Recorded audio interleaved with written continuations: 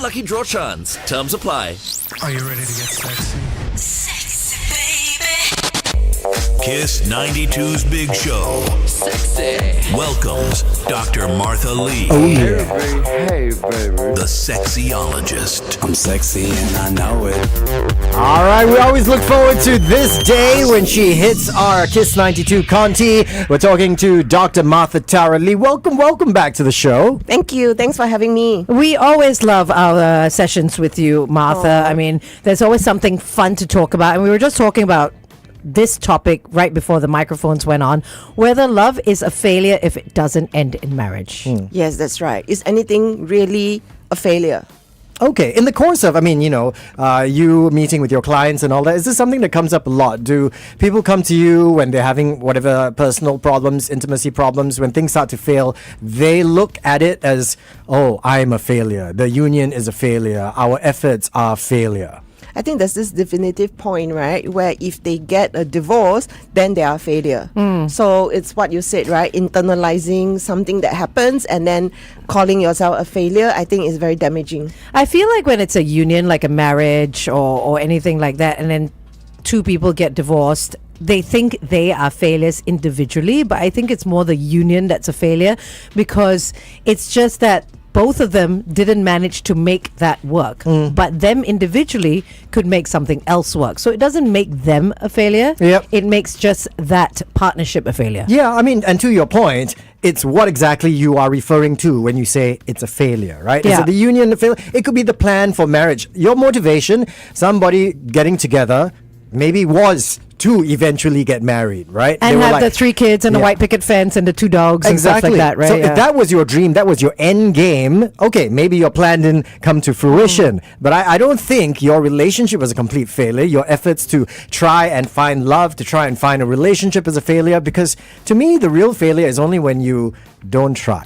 And I feel like people set themselves up to fail because their expectations are too high. No, sorry. Let me take that back. Not the expectations are too high. They could be unrealistic. Yeah. They could be trying and trying and trying for the same end goal. Yeah. When after a while you need to look at yourself and say, if I've tried so many times and it's failed so many times, or it hasn't worked so many times, maybe I have to reframe what I'm looking for and try and find that with someone or without someone. Well, yeah. So there's a pattern of failing, and it's important to process and really relook what is it you're looking for. So we're not talking about Glenn here, right? Just because he's not. No. But I'm sure there were times when we were younger and you were dating someone and it ended. Did you feel that those kinds of relationships, dating with the intention to get married, was a failure? Yes. I think Did you feel it was a failure? Yes. I think I probably felt that once or twice, maybe, especially the first relationship you're in. Yeah. You know, I mean, you've never experienced heartbreak before. You've never experienced even the highs of a relationship before. It's wonderful, which is why they always say the first breakup is always the most painful one, because you've got nothing to compare it to up to that point. Yeah. It's your first time going through it. Yeah. I feel like everyone, besides the people who are just casually dating, everyone goes into the relationship with the hope that it will last forever. Whether it's marriage or just cohabitating or whatever it is. So everything is going to be a heartbreak unless you really hate the person at the end of it. Yeah. I You think know? it's important to normalize heartbreaks and the incompatibility in relationships is part of figuring out yourself and what you're looking for. Okay. Because Okay. of course nobody really goes into a relationship thinking that it's going to end, right? No, Yeah. no one does. All right. So what do you think? Do you think love is a failure if it doesn't end in marriage? We want to know. We'll pass your comments, of course, to Dr. Martha Lee as well. Send it in via WhatsApp 88550920, and of course join in as we carry on the conversation on the Big Show TV. This is Lil Tecca, Dark Thoughts on Kiss 92. So let's talk about this love insurance scam that we were talking about earlier. Yes. So I came across this very interesting article. I know it's a bit like in the past, so not a new article, but it was so interesting for me because there was this insurance that this woman bought, and this insurance policy was in 2016 when she bought it, and it only this policy only lasted for 2 years and then they stopped because the policy actually is for if you are successful, not if you broke up. So she cashed it out because after 10 years of dating, she did get married, so she cashed out on money. Okay. So this insurance is 1,007. actually a love insurance. Like Yeah, it's not a love insurance. I mean, it's like you're already so happy, you got married, and then here's more money. You can choose between an engagement ring or money. Okay, but I mean, eventually, if they broke up, right? Does that mean she got to return the money? No, she just doesn't get to cash out. Oh. So it's like happiness on top of happiness. You know, like when you get insurance, is to protect against something bad, Yeah. right? Yeah. Like you broke Yeah. a leg or something. So this is not protecting against heartbreak. It's not compensating you when you get dumped. So I think this is why it became a bit of a misnaming because of not adhering to legal standards. So yeah, they stopped it after 2 years. But I was so surprised that actually 15,000 people actually bought this policy. Wow. Okay. Is this similar to, I mean, a prenup? Because No, prenup is so- also, I mean, it's also in the same realm of protecting yourself should something happen. protecting your assets. Yes. Yeah. It's like betting on a horse, right? Like, I start dating this person, I get this insurance. In 10 years' time, we get married, and then I get like a bonus. Oh, so the end game is get married and then you'll get money. Yes, Is that what it is? yes. Right. Right, Okay. okay. Got it. So it's like lucky on top of lucky, yeah. But that is adding a monetary incentive to something that needs to be romantic, that Yeah. needs to be all about emotions. You know what I mean? Like if I were to tag monetary, because prenup is like, I'm going to get married to you no matter what, because if I know that if I break up with you, I'm not getting a single cent. Yeah. So I'm actually getting married for love. Right, but this one is more like you get the insurance, you end up getting married to this person, and you're gonna get money. If you were desperate, everybody would do it. Yeah, and I mean, I feel it's also added pressure. Once you are in the relationship, you're in the marriage, right? Rather than, I do this because I love this person. Exactly, You know, yeah. I'm doing it because, I cannot afford to fail because I will miss out on this that payout. exactly, yeah, exactly. So I think that's a terrible thing to tag to love. Yeah, but the incentive is not that big. It's like 1,004.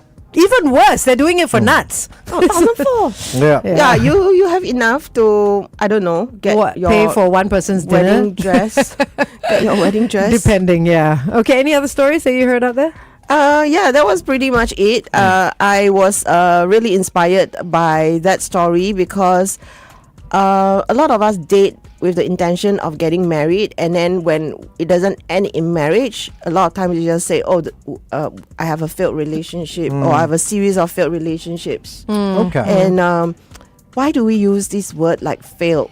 Yeah. Yeah. That If- just didn't work. It's just two people that didn't work out. That's Yeah, it. if it was honest, healthy, when it lasted, if there was consent, if there was good communication, if you grew from it, did it fail? No. Okay. But why No. do we keep using this word? Is there any other word we can use? Well, Singaporeans, we hate the word failure, right? We always hear this word in so many different facets of our life. I mean, when we are younger, the pressure to do well in school, otherwise you'll be a failure, your future is messed up. Everything is always either success or failure. Pass or fail? I know what it could be. It could be a learning journey. Yeah. Because I mean everybody learns. Yes. Right? It's either like you don't win or lose, you win or grow. Or Okay. you win or learn, right? So same situation. I want to dovetail this into something else, okay? And once again, because this is our topic with our sexologist, we talk about intimacy and stuff like that. When there is that pressure of I cannot let my relationship fail, okay? When things go bad, does that inherently weigh on someone's mind, which then affects their ability to be intimate with their partners? Of course, because they don't want it to fail. They want to please their partner. They want things to work out. A lot of clients that I have, they actually repress themselves. They don't speak their truth. They are so polite. They tiptoe around one another, and that politeness sometimes doesn't translate to being vulnerable and authentic. Yeah. Where's the growth? Yeah. There's the growth, yeah. Okay. So what would your advice be to people who struggle with that concept of, everything has to be perfect, otherwise it's going to be a failure, I'm stressed, we are fighting already, what if things get worse, then alamak, everybody looks at me like a failure. Yeah, I think this is the reason why we're having this topic, because we really need to relook what is success and failure for different people. Especially with Chinese New Year just around the corner. Yeah. 19 days away. There are going to be lots God. of married, single, divorced, left behind, whatever term you want to use, people gathering together in the same room as those who have successful, loving, unhappy marriages. You know what I mean? Yeah, because And those are the questions that always come out, right? Yeah. It's like, oh, you mean you're not working anymore? Or number 2, you mean you're not married yet? Or number 3, weren't you going out with that person for so long? What happened? And when are you having kids? And you know why is your husband not here, or why is your wife not here? You know, during the reunion dinners and stuff like that. Yeah. Especially for people who've been dating a long time, they'll be like, how come not married? And if you stay in a toxic relationship, it would be, how would it look if to other people if I leave? Like, we care so much about other people when we are not really living our lives. What's the point? Yeah, don't do it for others. Do it for yourself. Okay, we'll carry on with that. Back on air. Traffic.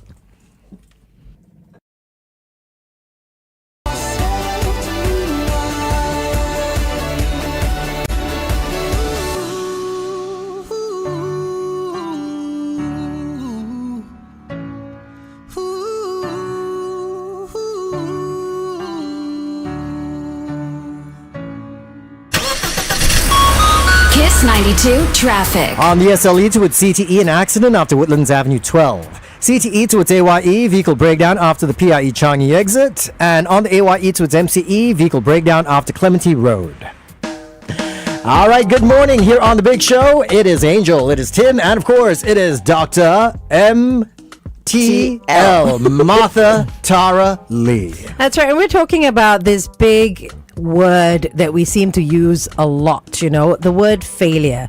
Is love a failure if it doesn't end in marriage? You know what? Let's say you're going out with this girl or guy and you guys have been going out for 10 years and you still haven't got married. Does that mean that relationship is failure? I say absolutely not. Yeah, with Valentine's Day, Chinese New Year coming, a lot of people are definitely comparing Valentine's Day to romance, to dating, to even like sexuality. Being able to talk about this in your relationships and really cut down, if you can, the comparison and the performance anxiety. Yeah, don't compare yourself to that cousin or the overachieving sister that you have that has 3 perfect children and you know 2 dogs and the Mercedes Benz and what have you, because more often than not, behind closed doors, they never are know. super unhappy. Yeah, and you never know. don't compare yourself to previous generations as well, which leads me to my question. Do you think the expectations are a little outdated here in Singapore? Because, for instance, let's not talk about that particular union. Let's talk about it as a whole. Okay, last time people would say, oh, by the time you're 25, you already got married, you're expecting your first child. But, you know, these days, you could easily be 35 and still not married Yes, yet. I think we forget that marriage itself is a structure that is constructed by humans, Yes. and it's a social construct. So doesn't mean that if you are married, then you love each other, and if you are not, you don't love each other.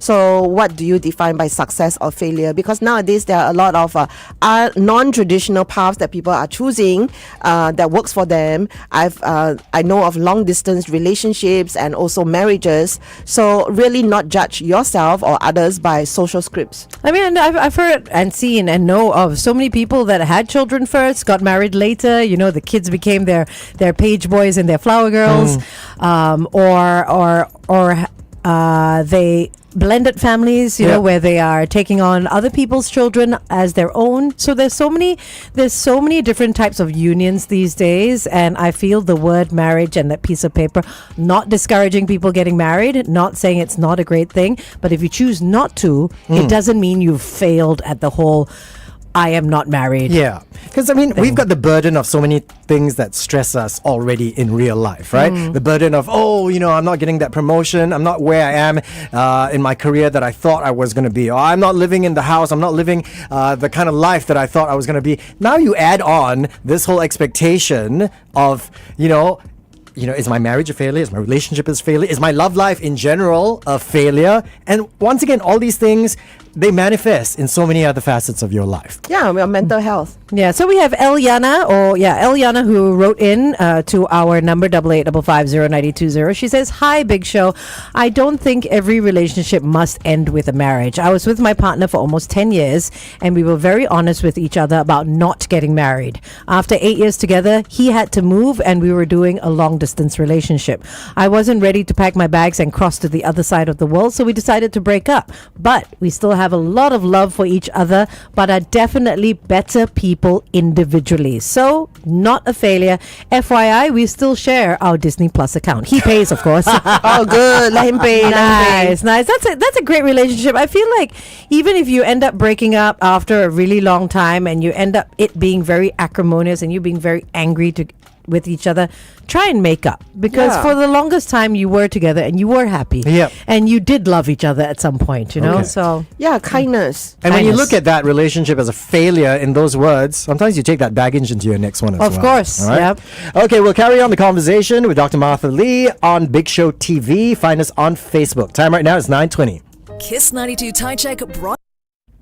So yeah, keep those messages coming in, whether it's on our Facebook or YouTube pages. Just comment under the video if you have any questions for Dr. Lee. Yeah, I do want to share this little story. So when I went through my first divorce, I felt like a failure. I definitely internalized it, and I projected things onto my extended family that they will be a very nosy and ask me lots of questions. They would avoid me, and I really didn't know how to deal with the ang pao situation as a divorced person. Yeah. Do you give or do you receive? I didn't know how to navigate that, and I just avoided Chinese New Year reunions like for many years until my auntie told me that, look, there are actually a few divorcees in the family. Oh. Like, we really don't care. Oh, And I good. started to go back, and true enough, Nobody cared. nobody asked. And actually, my little cousins and my the kids of my cousins, they just want their ang pao. They don't care. So it was more a you thing. Yeah, it was more entirely like me. it was you, and I was yeah. holding on to it for so many years, and I suffered for so long. So whilst it's true that you do get pressure from your family asking nosy questions, but they could also surprise you by being more enlightened than you think. So what is it? Divorced person, give or don't or receive? What is it? Ang pao. Just receive what. Actually, they also don't want to give me. Oh yeah, because you've been married before, but obviously you give the little cousins and stuff like that. Oh, you didn't give. I just give some. All the ones give that you some. like. The respectful the ones that are ones. cute. Oh my gosh. That's it, though. I mean, okay, you were very fortunate, Dr. Lee, that your relatives, they understood the situation. They were very open-minded, okay? And non-inquisitive. Yes, but let's face it. Many of us have families that are very nosy. Yeah. And sometimes they Yeah. make their problems into your problems. What would you say is the correct way to respond? If you are going through that situation, your marriage didn't work out, you're having trouble finding the one in a relationship, and then you keep getting all these outside people like needling you about, hey, why are you not married yet? Oh, what happened to that? Yeah. What is the correct way to respond? So the thing is, it was so difficult for me because there's no coaching around this area, and nobody talks about it. There are no books around this, how to navigate social etiquette, and I had to figure it out. So what I do is I just say, oh, it's complicated, I'd rather not talk about it, or how about you instead, can we talk about you? Deflect. Yeah, deflect and redirect, and actually humans are more interested in themselves than anything else. Yeah, but I also think that if you feel really, really uncomfortable with going, don't. Yeah. You know, why put yourself in a situation that you're going to feel so uncomfortable for multiple amount of hours? It could be 5-6 hours where you got to sit there and just like sit in the corner and not engage with anyone and just show face. And I mean, to me, I would rather not go. Yeah. Yeah, You that know, sounds like yeah. me. Yeah, what are your thoughts? You know, I mean, I'm sure everyone listening in, watching, has a reunion dinner to go to, has something they're not looking forward to over the festive season. Let us know what it is if you're going through something like that. Yeah, we were taking a look at your notes today, actually, for our conversation, and there was this word that popped up, and it says anti-love. Kind of got me thinking: if Singaporeans more and more feeling like failures when their relationships don't work out, as a society, are we becoming anti-love? I really hope not. I mean, I don't know about you. I'm very sure that the three of us really believe in love. We hold on to love. We want to continue to love, and we are not talking about avoiding love here and people making different choices. We are just saying don't judge people who choose to live their life in whatever way, but be brave, continue showing up, continue trying, going on dates, don't give up. And I feel like some people are always looking for that grand gesture and emotion of love, where someone will come and sweep you off your feet and give you, and you have butterflies every time you see them. Although that's beautiful, it doesn't happen to everyone. I feel if this person treats you well, respects you, respects the people around you, what you do and all that, and you have the same for that person, it is a relationship that can continue, especially if you're both open-minded and curious and open to growing together. And if that doesn't go very far, then find somebody else. Life carries on. Once again, right, I blame social media. Yeah, of course. This facade of social media that people find themselves comparing to this, like, I'll call it a fictional lifestyle, a fictional idea of what happy ever after is. Yeah, because there is, I tell you, as a small-time content creator, a lot of it is not real.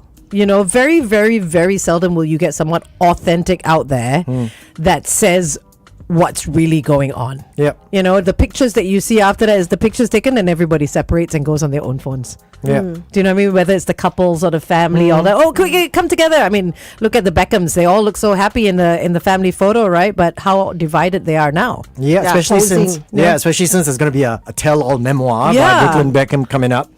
So, yeah. So I also want to bring up this concept of sunken cost. So people who have invested so much in the relationship and they just want to not end, even though it's no longer working. So you've invested so much, and you just want to continue it, even though it's really breaking down. But that's like from a lot of women's perspective, I feel. Yeah, right? sunken costs. Yeah. And people change, right? So, they were so nice in the past, 10 years ago. Well, that was 10 years ago. This person has changed. This person is being abusive. You need to revisit whether this is actually the relationship for you. And put abuse aside, maybe you've changed as well. You Yeah. know what I mean? Two And people people grow change. apart. Yeah, exactly. Yeah, you both have different goals in the end. And I know today's question was, is it a failure if if it doesn't lead to marriage? But I mean, even after marriage, right? A lot of people, like you mentioned, they stay in unhappy marriages because they don't want to feel like a failure. And it's not just a failure of, I'm a failure as a wife, I'm a failure as a husband, especially if you have kids. Right? Yeah. Now, if your marriage ends, then you're like, now I'll be a failure as a parent. Yes. So the very people that you're projecting onto and say, wow, they have the perfect marriage on the outside, you don't know what's happening on the inside. They could be staying on just for the kids. They could be very unhappy. Exactly what I mentioned, sunken costs. So stop comparing, really. So D messaged in, and I'm not sure if D is watching us on the Big Show TV, but we could mention this later as well. D said, sad thing is, in Singapore, marriage sometimes is still viewed as a business partnership. Even the wedding reception. I've heard things like our wedding made a loss or we broke even, etc., etc. Something I'll never understand. Anyway, she says, I'm in a marriage that is not recognized in Singapore, but I've been with my spouse for 19 years. And in my community, 19 years is like dog years. A marriage or not is never a failure because relationships are different for everyone. Our basic core values, although maybe basic, but our basic values are different for everyone as well. Okay. Nice. Didn't get the last bit, but okay. Okay. Yeah. What do you think? I think it's true. Success is defined by yourself. Don't let it be defined by society, by anybody else other than yourself. Yeah, which is true that in Singapore, it is kind of treated like a business partnership, although it's a partnership. I mean, everyone gets invited to a wedding in the hopes that the guests will cover the wedding. Yeah. Which I've never understood. It's a lot of pressure because it's a lot of money. You want to start off not in a deficit in your marriage. Yeah. So in a way, you have to, out of pressure or obligation, to have the wedding dinner. But at the same time, you may not have really wanted to do it. And you're not even starting off with the money to do it. Yeah. You can't expect your guests to me, I mean, this is we can go on and on about this topic. People focusing so much on the wedding and not the marriage. Yeah. Absolutely. I don't want to say that it's just Asian culture, right? But I feel like here in Singapore, we always struggle to find the right balance between romance and being pragmatic. You know, our parents would be the first one to go, oh yeah, I know you're in love, but how will you support yourself? I mean, You can't live on love and fresh air. Absolutely, right? Which is why, I mean, even at the very beginning, we make a joke out of it, but it's very true. The Singaporean way of proposing is, want to apply for flat or not? Yeah, BTO, and that's so unsexy. But having said that, I have clients who grapple with this BTO thing because they are now married, they have their BTO, and then they have to wait another 5 years before they can think about having kids. Like, this BTO situation is getting so bad for so many of my clients because they are postponing having kids. Why do they have to postpone having kids? Because it's not stable. It's not. So a they good don't have the flat, environment. is it? Yeah, Oh, they're right, waiting. okay, They're they're still waiting for the flat. waiting. Got it. And of course, some of them are also postponing getting married, and they don't want to have kids before marriage. And so their years are going on. It's ticking by their biological clock, and they don't realize. Of course, I don't know how much they realize as they get older. It really becomes even more difficult to get pregnant. I feel this flat thing is such a terrible pressure on young couples. It's a You horrible know? thing. Yeah. It's really being. It's really, really difficult. The way it's tagged to, you have to be married and that's why you get a flat, and that's why we have so many divorces, because they just want the house but they don't really want each And other. COVID didn't help with the housing situation. Yeah. Like all the delays with the BTO. Yeah. But that's it. I mean, even if you don't own a flat, right? I mean, property is expensive. Can you imagine just renting? Yeah, of course, That yeah. will take a huge chunk out of your savings and your assets as well, and then even less chances of being an easy process to raising a family. Yeah, that's Yeah, true. so in 2024, there's actually 7% less marriages compared to previous years. People are delaying their timelines because of cost pressure and also changing expectations. So there's a lot of differences compared to my parents' generation. Okay, we'll carry on that note in just a little bit. Back on air. Your news headlines from the Straits Times. Read more at straitstimes.com. All the hits right here. Kiss 92. Kiss 92 traffic. TPE to its PIE vehicle breakdown after Punggol Road. Please avoid lane 5. CTE to its AYE heavy traffic at Havelock exit. AYE to its Tuas, a breakdown at Clementi Avenue 6. And on the SLE to its BKE, another breakdown after Woodlands Avenue 12. Drive safe. All right, 9:31. Welcome to the big show. It is Tim and Angel along with Dr. Martha Tara Lee. We're talking about marriage, failures, and love. Yeah, so the question that we're specifically asking is, if your relationship does not end up with the two of you getting married, does that mean you're a failure? I think not. Tim? Yeah, I don't think so, but I can understand why a lot of people would feel like it's a failure. I want to try and find some sort of a comparison, okay? I mean, here in Singapore, I can only guess the reasons, speculate about the reasons, things like stress, things like, we care about what people say, we have unrealistic expectations of what happy ever after is. Now, when you compare that to people from different environments, overseas perhaps, is it different? Do you think they don't really care that much? They're not so hard on themselves? I think there's a lot of normalizations of first love and breaking up. First love not ending in marriage, but I think this is very different in Asia. I think we are sensitized or conditioned by maybe drama serials. Like there's always the expectation of a happy ending, and if it doesn't end in happy ending, there's like so much sadness in the show.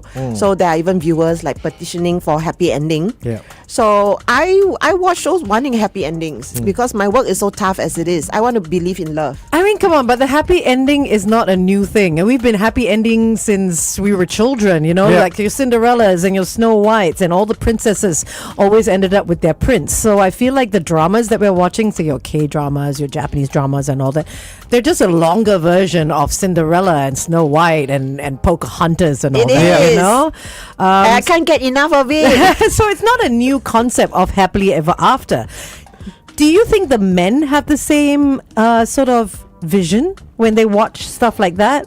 I don't think they do because they don't watch so much like us. I know, but everyone knows a good fairy tale, and Yeah. everyone wants to be happy, right? So do you think the men's expectations of happy ever after are the same as the women's expectations? I have a lot of clients who enter into a marriage male clients who want it to be just harmonious. Just some Whereas peace. a lot of women see their husbands as self-improvement projects. But harmonious needs to be harmonious together, not keep the peace harmonious. You know what I mean? Yeah, just like keep quiet. Yeah, why keep the peace when you're so unhappy and you're gonna blow up one day and you're gonna implode? You know? I feel like I'm going to be generalizing here, okay? But my personal belief, I speculate, right, that maybe the reason guys are not so much like that is it's easier for a man to be cynical. Like, for a woman, and correct me if I'm wrong, right? Even if you go through a failure, you always hope. You know, you always, it could be better. It's supposed to be like that. For a guy, it's like, I look at my past experiences, right? You know, it's if it didn't work out once, twice, then I'm like, you know what? I don't think about hope. I don't hope that it'll be better. I just accept this is the way it is, and I just let myself, I leave myself with this impression of what life really is, the hard, the gritty, the disappointing. And that's why I wanted to ask you, and I hope you don't mind me asking you a personal question here, Dr. Martha. Sure. I know you come on and you're very positive. You know, I love that you still believe in love, right? Because you have to deal with our clients who are disenchanted. But when they come to you and you see this over and over and over again, do you find it disenchants you? It does affect me for sure, but I still want to believe in love. I always hold on to hope, and I feel hope is a choice. So I make sure that I take care of myself, self-care, and also self-healing, taking responsibility for what I've gone through, what I have not learned, and what I am still learning, and still believing that we are all works in progress. Let's not forget that life is a journey. Just because you didn't start off well, like, you know, divorced and all that, doesn't mean that it's going to end in the way that society thinks is like bad. Okay. All right. Okay, well, I suppose we still got some time, Yes, right? we Before do. We'll go go back to the on air. we'll go to the Big Show TV now. Okay, all right. Back to the music and Kiss 92. This is brand new. I completely It's lost okay. track. It's all right. It's okay. Okay. So, what were we saying? I lost my I train want of to thought. draw the parallel with Okay. what we think is a failure. Like society, a lot of people say things like, "Oh, you studied to be a lawyer and now you're doing this," or "You studied to be an engineer." Such a waste. But hey, at least I have a backup. Yeah. You so know what I mean? I think having a life well lived versus like just being safe all the time, I don't think that's the way to be. Yeah, life is short. Okay. Yeah. You know. So yes. Tim. Sorry, I was gonna dive back into the failure bit. Okay, when somebody comes to you and they go, you know, I feel like I am such a failure. My marriage, my relationship is not working out. I thought I would be in a different place, and you talk to them and you go, no, I don't think you should look at it as a failure. Do you give them like a step-by-step thing for them to take note of, questions that they need to ask themselves? Because it all starts from self-awareness, right? I mean, you need to become conscious of yourself and your situation before you can come up to your own conclusion. What are the questions people need to ask themselves, maybe just to help them reassess when they feel like failures? Yeah. I think the first question is to ask how true is this, how valid it is, so that there's a small little seed of doubt that is this really true? I'm a failure. I may not. Things may not turn out well for me in this area, but not in other areas. Therefore, I'm not a failure. Like being able to even have that window of reframing helps a lot. And then helping them to get back their confidence. Like for me, when I went through my divorce, and of course I did internalize myself as a failure, it took me time to recognize that I am actually not, and a lot of people out there do not think that way, and those who think that way, that I'm a failure, well, they are not really people I want as my friends anyway. Toxic, get rid of them. I love working with lists, and I love working with pros and cons. We've all had relationships that haven't worked out, right? All of us have gone through that. So I feel like anybody who's going through that only has to ask themselves two questions. Is there any reason to stay? And what are the reasons to leave? Because if one is going to outweigh the other, And I feel like writing it down really puts things into perspective. Yep. You know, and if you're looking for love, if you're looking for something new, then ask yourself, who are you looking for? Well, Yeah, He that's- has to be, or she has to be this. She has to be, and it's okay to have a tall list, right? It's okay to have expectations. Yeah, I love that because that's exactly what I went through when I was going through my divorce. I actually wrote down pros and cons, so you can write in 2 columns to leave or to stay, Yeah. or the pros and cons, or the positive, negative aspect of this person, Yeah. and really look at the facts as it is. And be honest with yourself. Because Don't keep it all in your head. Yeah. I think that is what causes a lot of mental stress. And people like they're writing it down. They know they want to write it down. They know no one's going to see it, but yet they don't want to write it down because It's they know so how true difficult. it is. It's you so know. difficult. okay, coming up, Last one. last break. Yeah.